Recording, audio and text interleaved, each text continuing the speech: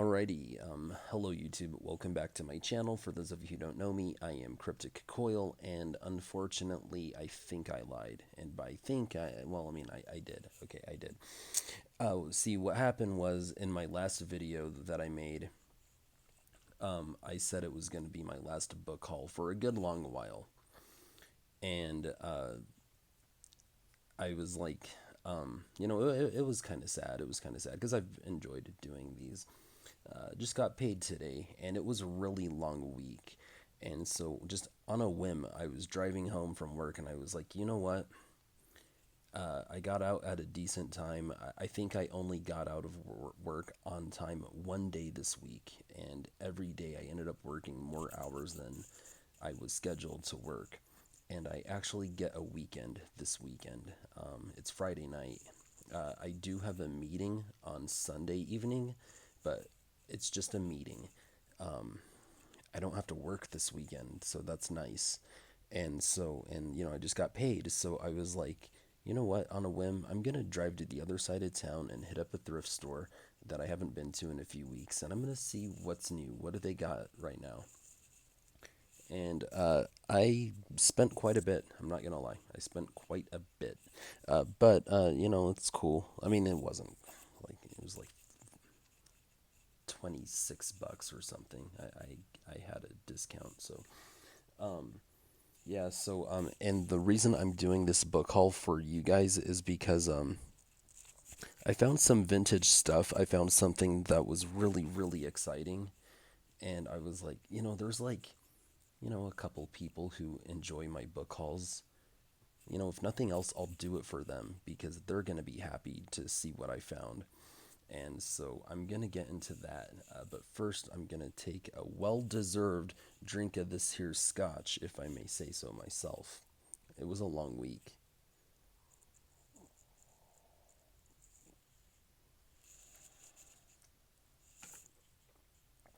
Okay, so let's get into some of the vintage stuff. All right, you know what? I'm not going to leave you in anticipation. I'm going to show you what I found. Okay, so I found Goosebumps number 46, How to Kill a Monster, okay? And this thing is in great condition. It's got the embossed Goosebumps logo. Let me read you the tagline real quick. Step one, run. Step two, run faster. And there's a thing on the cover that reads Goosebumps trading cards inside. And I don't know if I had this one or not, so let me go ahead and read the back. Home alone with a monster? Gretchen and her stepbrother, Clark, hate staying at their grandparents' house. Grandpa Eddie is totally deaf, and Grandma Rose is wow, Eddie and Rose. Wow. And Grandma Rose is obsessed with baking. Plus, they live right in the middle of a dark, muddy swamp. Things couldn't get any worse, right? Wrong, because there's something really weird about Grandma and Grandpa's house. Something odd about that room upstairs, the one that's locked, the one with the strange noises coming from it. Strange growling noises. Reader beware, you're in for a scare.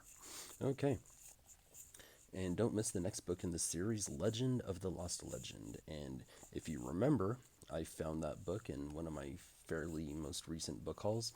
So, look, Goosebumps trading cards inside. And so when I grabbed this and I saw the cover and how nice it was, I was like, oh man, it's gonna be, because I've been finding reprints, and I mean, I'm fine with the reprints, but I want the vintage stuff, like, and so I looked at the cover and I'm like, oh man, this cover's in such great condition. It's got to be a reprint. And then I realized that it had the embossed Goosebumps logo, and then I was hopeful. I was really optimistic for a second there, and then I started to look at the pages, and they're slightly yellow, and I was like, oh gosh, they're slightly yellow. So I opened up to the I forgot. what it was called, like in college, where you have to cite your sources and what happened. So first Scholastic printing August 1996, um, and then I was like, well, what if I go to the back? What are the ads gonna be like? And it's like your favorite books are on video, and it's like VHS. So yeah, this is vintage. This is vintage, and I was just and it still has the trading cards inside. It has How to Kill a Monster and Legend of the Lost Legend, and it has an I Heart Goosebumps bookmark. Let me show it to you one more time.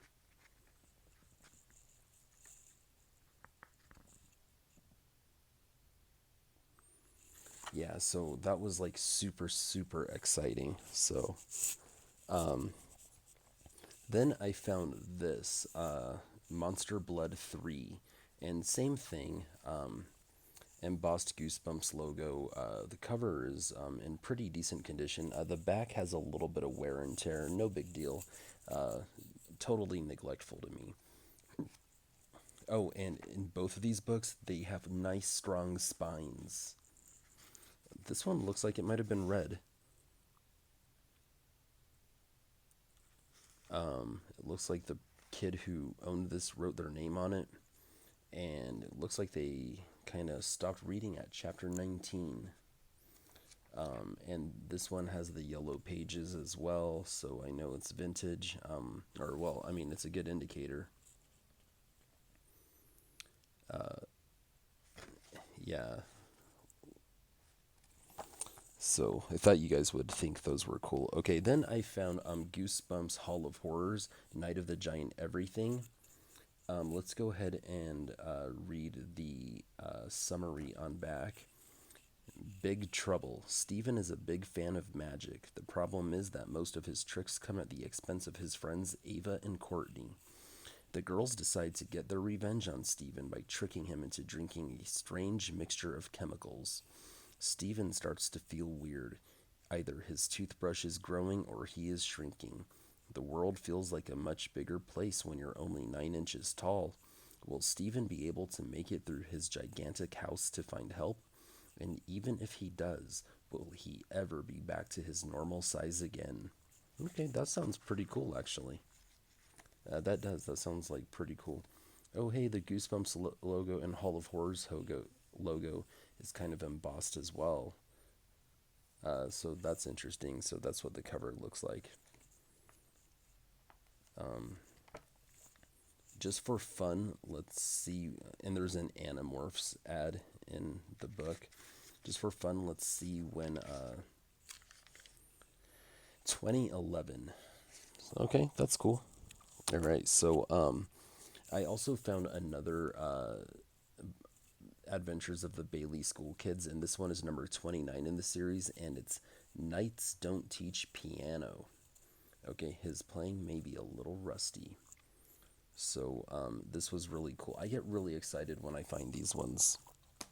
And my collection is coming along really nicely.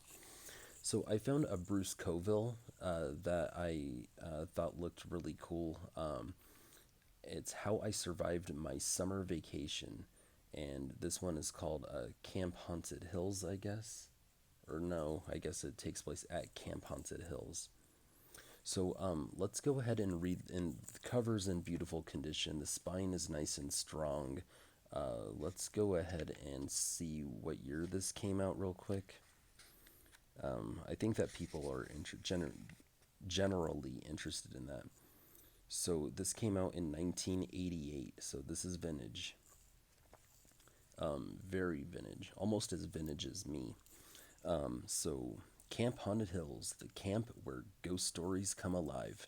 As soon as Stuart Glassman sees the ad for a summer movie camp, he knows that this is the place for him. What the ad doesn't say is that Camp Haunted Hills is run by Gregory Stevens, the man who makes the world's scariest movies, and that he plans to try out his special effects on the campers. Expect the unexpected, Stephen says. So Stuart gets used to the shark rising out of the lake and the witch flying around the campfire. But what about the ghost perched on top of the outhouse and the giant footsteps leading into the woods? Can it be that the camp is haunted for real? Welcome to Camp Haunted Hills. Ooh, that sounds good. That sounds pretty good. All right. So, um, there's this author named James Howe. I believe he's the author of Bunnicula. And actually, there's a thing on the cover that reads Bunnicula's pals, Harold, Chester, and Howie are back. Okay, so apparently this is a spin-off of Bunnicula, which I know about, but I haven't read. Uh, I think the idea is cute, but I'm not interested. And the reason I bought it was one, I saw the Avon Camelot logo on the spine. Two, look at that cover with the dogs and the cat. Like, oh, it was so cute. I couldn't pass it up. And this came out in March of 1993. I probably won't read it, but it'll look good on my bookshelf with everything else. Then I found this book called The Fairy Rebel, and again it had the Avon Camelot logo on it. Empty Coffin Spine Tinglers have that logo, so I knew to at least look at it before I decided whether or not to leave it on the shelf. Had I just seen the title The Fairy Rebel and not recognized the with interest the publishing or the publisher's logo, I would have just passed it up. But I looked at the cover and I thought that looked interesting. And I'm not into fairies per se, but I do love Peter Pan. Therefore, I have a special place in my heart for Tinkerbell. So, and there's also a cool power metal band. I think they're from France. They're called Fairyland. So, eh, I don't really mind fairies. I guess I do enjoy the artwork of Jessica Galbraith as well. Anyway, let's go ahead and there's no tagline on the front, so let's go ahead and read the summary on the back. Everyone knows grown-ups never get to see fairies. They don't even believe in them. But one day, Jan, a grown-up, was sitting in her garden feeling sad when she suddenly discovered that fairies can be very real and quite extraordinary. Tiki knew she'd be taking a terrible chance if she defied the fairy queen and used her power to help a human, but Jan was crying because she wanted so much to have a baby. Tiki, who was the kind of fairy who didn't always obey her queen, just had to do something. Soon, Jan's dream comes true, and she and her husband have a wonderful little baby girl. But Tiki has angered the queen, and now she and her human friends are up against the dark and chilling fury of a leader who will not hesitate to unleash her most terrifying powers against them. A story of earthly enchantment told in the grand fashion of early 20th century fairy tales. A tale of magic, suspense, and adventure, a compelling fantasy that will appeal to children. Yeah, I mean, there's a little bit of a mature theme, but I do think it does sound appropriate for children. I do. It came out the year before I was born, 1985, so it's older than me.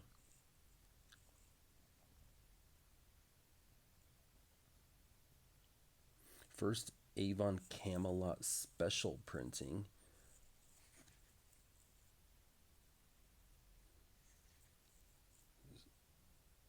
Ooh, there's nothing on there that says special. Oh, that would be dope. Um, hmm. 666th Fifth Avenue, New York, New York. That's interesting. So it reads that the first Avon Camelot printing occurred in November of 1989, but the first Avon Camelot special printing occurred 1 month prior in October of 1989, and it appears as though this would be the November printing. So someone did write on the inside. The magic continues with Lynn Reed Banks. The Secret of the Indian in the Cupboard, The Return of the Indian, I Houdini, The Fairy Rebel, The Farthest Away Mountain, One More River, The Adventures of King Midas. Lynn Reed Banks. She the award-winning author of The Indian in the Cupboard. Okay, I read that book in fifth grade. All right, let's get into some more stuff. I know how long of my stuff. Silly me, silly me. Okay, I forgot. I have a couple of new R.L. Stein senior or Fear Street seniors. So let's see which ones are these. Okay, so I have number one, Let's Party, a Fear Street Super Chiller. Oh wow, look at that cover. So there's kind of a torn photo, a dagger, some step back art, film strip depicting some teenage friends. Let's go ahead and read the back because this is number one in the series. Is the senior class doomed to die? Josie Maxwell's sure of it. Trisha Conrad had a vision of the whole Shadyside High senior class lying in coffins, and Josie's afraid she's done something to begin the horror. But her stepbrother, Josh, doesn't believe it. Senior year's going to be the best time of his life. But what if Trisha's prediction is true? Will the seniors die one by one until there's nobody left to graduate? Yeah, so I have a few more of these. I haven't read a single one. I'd like to. Oh my gosh, This is so cool. Okay, so on the inside, here's the Shadyside High School yearbook. These things are so expensive. This one's in beautiful condition. I want to save it for my for my collector's copy. I gotta get a reading copy. I can't read this. Okay, so there was a photo of the yearbook, and now here are senior photos in the yearbook. And then more. Let's pick one random one out. Josh Maxwell. Okay, so here, likes. Josh Maxwell likes Deborah Lake, Deborah Lake, Deborah Lake. Remembers hanging out at the old mill, senior camp out, coaches pep talks. Hates funeral homes, driving my parents' car, tomato juice. And a quote from Josh Maxwell. Sometimes you don't realize the truth until it bites you right on the neck. Heh. Episode 1, Let's Party. That's the title of the book. You're invited to die. Who will survive? All right, so that was super cool. Great condition. Great condition. All right, then I have number 3 in the series, and this one I'm really excited about because it's called The Thirst, and it appears like it's about vampires. I love vampires. So, let me show. So, episode 3, The Thirst. Can a vampire get enough? And then there's the Who Will Survive. So, check this out. More step back art. Look at that hand with the fingernails. Okay, another film strip depicting teenage friends. Let's read the summary on the back. Senior year is a killer, especially this year at Shadyside High. It's the first day of school, and already the prediction that the seniors will die is coming true. A cheerleader is dead, drained of all her blood. Could this be the work of a vampire? A psycho killer? Dana Palmer and her twin sister Deirdre need to find out soon, because all signs show that they will be the next to die. Will the seniors die one by one until there's nobody left to graduate? Okay, so apparently that's going to be on the back of all of these. It's going to be a killer year. Another Shadyside High yearbook. Let's see, we got Jennifer Fear, okay. Trisha Conrad, Gary Fresno, Deborah Lake.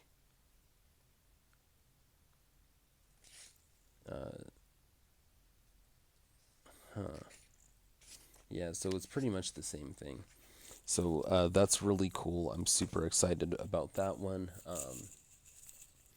Let me, be kind of discriminate. I don't want to show you everything I got, 'cause I don't know if there's any need to. Um, Let me go over something real quick. So I actually picked up Gary Paulson's Hatchet. I think they made this into a movie, and I think my little brother and I watched it when we were kids. Um, and then there's kind of a sequel, but it's like an Elseworld sequel, and it's called Brian's Winter. And so I guess the boy Brian Robeson, he ends up getting rescued at the end of Hatchet. Spoiler alert. Like, but I guess a bunch of people wrote to Gary Paulson and said, like, yeah, that was a cool story, but a real challenge for him would have been surviving winter. And Gary Paulson was saying that if he didn't have enough skills to survive a summer out in the wilderness, there's no way he would have had the skills to survive in a winter. He would have had to at least know some summer skills in order to survive winter. So, but he still thought it was kind of an interesting challenge for Brian Robeson. So he wrote a book based on the premise that he actually did not, in fact, get rescued at the end of Hatchet. And I think I showed this one off in my last haul, but I think it had water damage, and I think I was concerned about what kind of liquid may have caused that damage. I was kind of grossed out, and these were both in like perfect condition, so I picked them up. I picked up this here copy of The Stepford Wives, which I have not seen, and I did not know was a book. Uh, so this was in good condition, so I went ahead and picked it up. It has an introduction by Peter Straub, which I think is interesting. This edition was published in the year 2002, but the book was actually published in 1972. So that was cool. I found this Apple paperback for a kid called Follow My Leader, and I forgot all about this book. It's written by James B. Garfield, who I believe has written other books. But my class, we had to read this book together when I was like in fifth grade. So it was kind of required reading, but I guess the copyright date is 1957. And I just really enjoy collecting these like vintage Apple paperbacks from when I was a kid. I mean, it's just so nostalgic. This thing is in actually pretty bad condition. I bet you if I were to read it, it would fall apart. But yeah, I just remember this book from my childhood, reading it with my classmates in fifth grade. I mean, I enjoyed it, and I forgot about it, but I remember it now. I mean, it's all kind of coming back to me, but I think it's cool that I found it, and I'll be proud to have it on my bookshelf. I found this book called Shadows on the Wall by Phyllis Reynolds Naylor. This is the author of Shiloh, and so I liked the cover, and I thought the tagline sounded interesting. Can spirits from the past cast shadows on the living? Look at that cover. That boy or young man, not sure, with shadows on the wall. Uh, Name of the title of the book. I mean, the wall looks kind of creepy. Uh, I just thought it looked really cool. Turns out that it's book one in a trilogy. I read the back. It doesn't sound that interesting. I mean, it sounds like it could be okay, but I definitely won't be getting to it this year. I picked up a copy of James Patterson, The Quickie. I think I read this book maybe around 10 years ago. I really enjoyed it. I may skim back through it and just kind of take some notes and do a full-fledged book review on it because I actually really enjoyed this back then.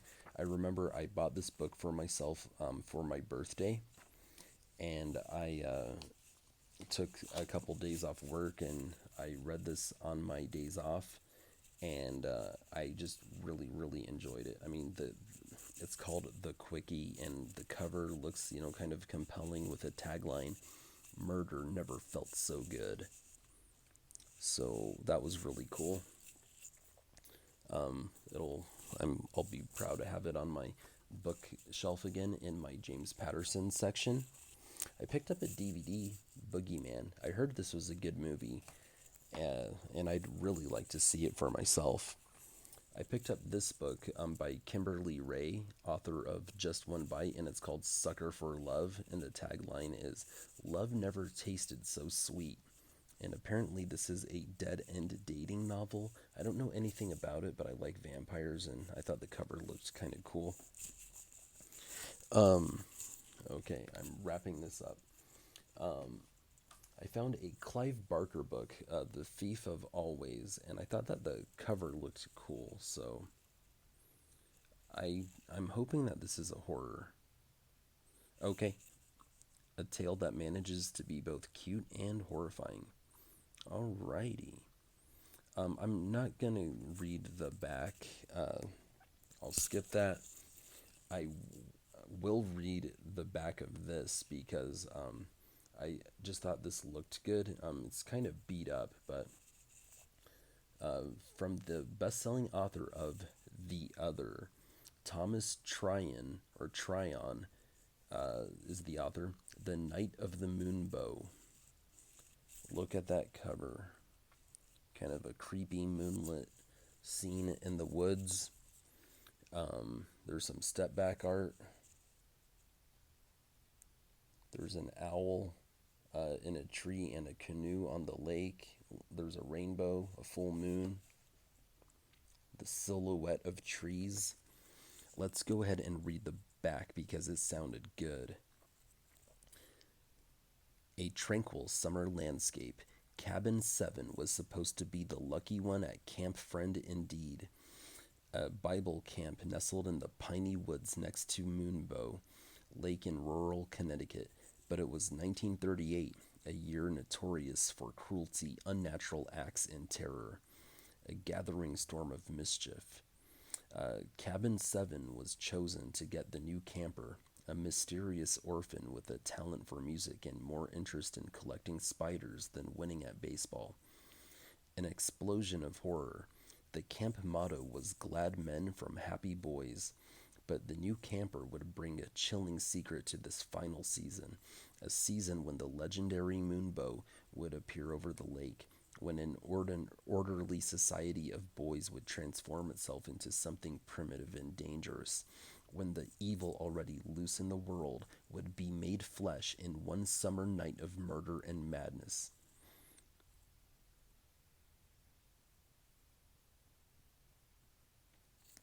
Yeah, so I think that sounds pretty cool. And when I pointed out that there was a rainbow over the lake, can you see it? Uh, I guess that's what the moon bow is, so that's interesting. I found this book called Looker by Laura Sims, and that's the cover. Someone's peeking out from behind their front door, and the front door is locked by a chain. I think this sounds pretty cool. I really want to read this. In this dazzling work of psychological suspense, a woman becomes fixated on her neighbor, the actress. Though the two women live just a few doors apart, a chasm lies between them. The actress, a celebrity with a charmed career, shares a gleaming brownstone with her handsome husband and three adorable children. You didn't hear that. While the recently separated narrator, unhappily childless and stuck in a dead end job, lives in a rundown 3-story walk up with her ex husband's cat. As the narrator's fascination with her famous neighbor grows, her hold on reality begins to slip. And after a disastrous interaction with the actress at the annual block party, what began as an innocent preoccupation turns into a stunning and irrevocable unraveling.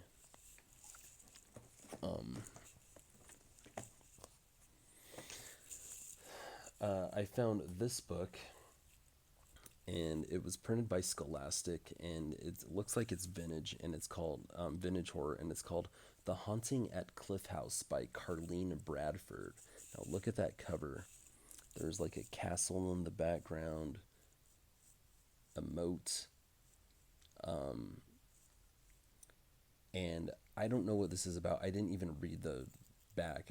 I picked it up because I'm reading Stranger with My Face by Lois Duncan, and they refer to the house that the character from Stranger with My Face, her character lives in a house that they call Cliff House. So I'm just like, what? So I picked this up. I'm going to read the back. From the moment Allison sets foot in the forbidding old house, she's aware of a mysterious presence. Soon she hears a girl's voice calling to her and discovers an ancient journal hidden behind a fireplace brick. The diary belonged to a girl named Bronwyn who lived in the mansion after her mother's death in 1810. What does Bronwyn want, and why is she so sure only Allison can help her? A gripping story of wrongdoing and regret in the mysterious heart of Wales. And what year? Okay, and this thing is in beautiful condition, except somebody wrote their name on the inside. But this thing is in beautiful condition, great spine. I don't think this thing's ever been opened, and the copyright date is 1985, so it's a year older than me. I picked up this one. It's called The Unbeholden. Oh, this is a Vampire the Masquerade novel, and I guess it's volume 3. And I just picked it up because the cover looked like it had a vampire on it. So that was cool. And the last book that I have for you guys is this one. It's called Hard Rain by Peter Abrahams. And I bet you there's probably some kind of hype around it, but I just thought it looked good. And the New York Times book review says it's a nightmarish thriller that has it all. And it has a pretty cool looking cover. I mean, look at that. I mean, I think that looks pretty cool. So let's go ahead and read the back. Once Jessie had been a free-spirited flower child. Now she was a divorced mother whose child was missing. Jessie's little daughter Kate was missing, along with Jessie's musician ex-husband Pat. The cops couldn't help her, and someone was trying to kill her as she followed a trail that led from the pleasure-loving California of the 80s to a New England town haunted by the 60s and into a nightmare of vengeance, violence, and treachery. So far and yet so near to the lost Woodstock generation of peace and love. So that sounds pretty interesting. It's very thick and the font is small. See, I didn't think of that when I took it home. Oh well.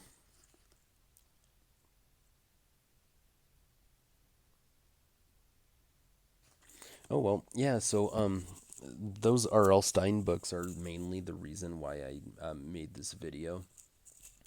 I just thought that you guys would be excited to see that. But I think I picked up some other really cool things as well. This weekend, I'm going to buckle down and try to at least do one book review. I did my book review a while back on The New Girl, the first book in the Fear Street series. I'm going to try to knock out another one, but this weekend and upload it. So I think that's going to be my next video. So, well, anyway, thank you guys for watching. Let me know in the comment section below if you've read any of these books and what you thought of my haul. All right, thank you guys. And one more thing, I'm sorry to those of you who left comments and I haven't replied. I read the comments and I wanted to reply. I've just been so busy. I feel like a jerk. I really do. I'll try to reply to everything tomorrow after this video is posted. Anyway, take care, everybody. Cheers.